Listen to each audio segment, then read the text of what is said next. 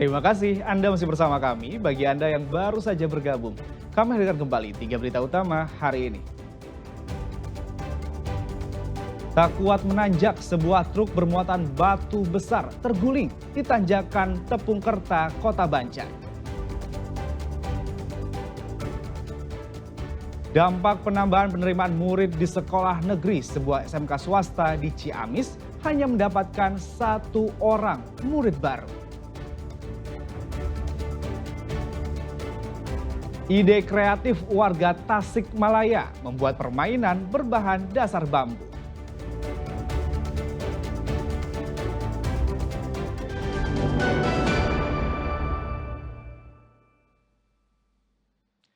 Kondisi situ Bagendit di Garut hampir seluruhnya tertutup eceng gondok dan teratai. Pembersihan dilakukan selama 4 bulan ke depan untuk mengembalikan keindahan danau legenda tersebut.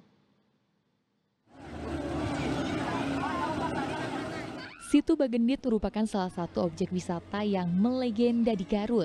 Kawasan dengan latar belakang pegunungan dan banyaknya aktivitas air jadi daya tarik wisatawan. Namun kini Situ Bagendit hampir seluruhnya tertutup eceng gondok dan teratai. Bahkan danaunya mengalami pendangkalan. Tak hanya mengurangi keindahan, tentu hal ini berdampak pada angka kunjungan wisatawan yang merosot dan juga merusak habitat alam. Melihat hal ini, TNI bekerja sama dengan warga sekitar dan relawan bencana melakukan upaya pembersihan.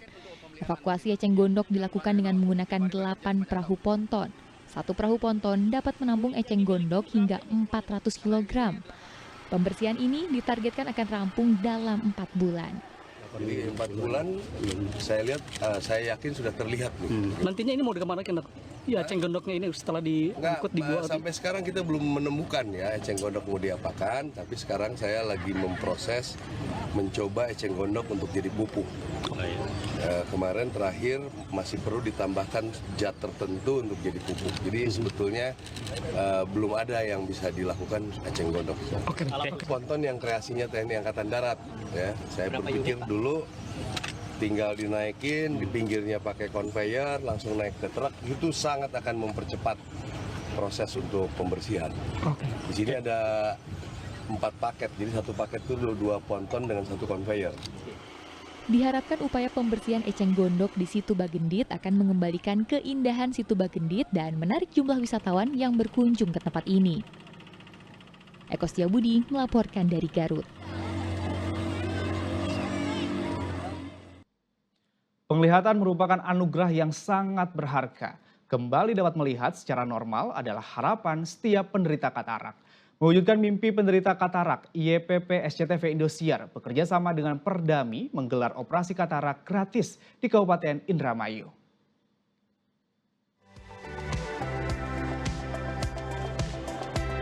Warga dari berbagai penjuru Kabupaten Indramayu mendaftarkan diri di Eye Center Indramayu untuk mengikuti operasi katarak secara cuma-cuma yang digelar Yayasan Pundi Amal Peduli Kasih SCTV Indosiar bekerjasama dengan Perhimpunan Dokter Spesialis Mata Indonesia serta Pemda Indramayu. Setelah diperiksa dan diseleksi, dari 250 lebih pendaftar, hanya 180 yang lolos menjalani operasi secara gratis. Peserta yang lolos seleksi rata-rata sudah lansia dan berasal dari keluarga kurang mampu. Udah, kita dari screening sebenarnya terkumpul 250 pasien, tapi setelah kita seleksi lagi, terpilihlah kandidat yang dilaksanakan operasi hanya 180 pasien, lebih kurang. Berhasil menjadi warga yang menjalani operasi katarak gratis menjadi impian setiap peserta, karena mereka sangat berharap bisa sembuh dan dapat melihat kembali secara normal. 10 tahunan lebih. 10 tahun lebih? Iya. Terus di mana Pak ini setelah operasi Pak? Alhamdulillah saya bisa melihat kembali. Terima kasih pada YPP SCTV Indosiar. Saya bisa bekerja kembali, cari nafkah. Terima kasih. Alhamdulillah saya bisa melihat dengan jelas kembali. Semoga kedepannya YPP, SCTV, dan Indosiar tetap memberikan pelayanan terbaik untuk kami, masyarakat. Tingkat eksposur matahari yang cukup tinggi membuat warga rentan terkena katarak, terlebih yang biasa beraktivitas di area terbuka tanpa kacamata. Kalau di Indramayu itu sendiri, potensi katarak itu sangat besar karena mungkin paparan sinar matahari yang terang benderang, panas di sini. Jadi itu mempercepat proses yang orang ada bakat katarak makin cepat, apalagi usianya di atas 50 tahun. Kepedulian pemirsa melalui Yayasan Pundi Amal Peduli Kasih ini menghindarkan penderita katarak dari gangguan penglihatan dan terancam kebutaan. Sebuah langkah kecil bagi kehidupan yang lebih baik. Hasil kerjasama antara berbagai pihak yang peduli untuk meringankan beban saudara-saudara kita yang membutuhkan. Karena kepedulian kita, harapan mereka. Maruli Habibi melaporkan dari Cirebon.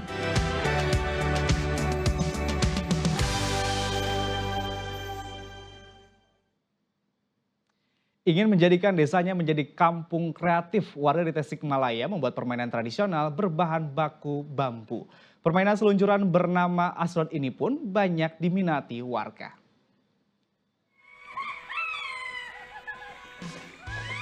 Berseluncur di atas lintasan bambu ini memang seru dan memacu adrenalin loh. Lihat saja keseruan warga desa Pakemitan Kidul, Kecamatan Ciawi, Kabupaten Tasikmalaya ini. Mereka asik bermain seluncuran berbahan baku bambu. Ini dia Asrot. Asrot merupakan singkatan dari Awi Sorosot yang artinya meluncur di bambu. Seperti namanya, seluruh bahan yang dipakai berbahan baku bambu. Permainan ini merupakan kreativitas dari warga sekitar yang ingin memanfaatkan bambu yang melimpah di desa mereka. Dengan kerja gotong royong, maka terciptalah kereta luncur di atas bambu serta ayunan baling-baling. Landasan bambu diberi pelumas oli agar bisa meluncur dengan cepat. Namun tenang saja, arena permainan dibuat di atas kolam ikan sehingga meminimalisir bahaya. Ide kreatif ini muncul untuk memberi hiburan bagi warga. Sehingga untuk mencoba permainan ini, masyarakat cukup merogoh kocek Rp5.000 saja. Sudah bisa main sepuasnya. Mainan apa namanya? Asron. Asron. Tiap hari ke sini, Dek? Tiap hari. Takut nggak, Dek, mainan ini, Dek? Enggak. Ongkosnya berapa, Dek? Beli aku aja 5.000. Beli aku aja 5.000. Bisa naik gitu. Tiap hari pulang sekolah. Iya. Kalau ide saya pribadi, tapi kita bekerja sama masyarakat, sebab Asrod itu bukan judulnya. Asrod itu cuman isi daripada kampung kreatif, karena pertama saya mau bangun atau mau menata kampung sendiri menjadi kampung yang indah dan produktif gitu. Kampung kreatif itu. Ya, kampung kreatif. Saat ini baru ada 2 permainan yang tersedia, namun rencananya jumlahnya akan ditambah lagi agar lebih meriah.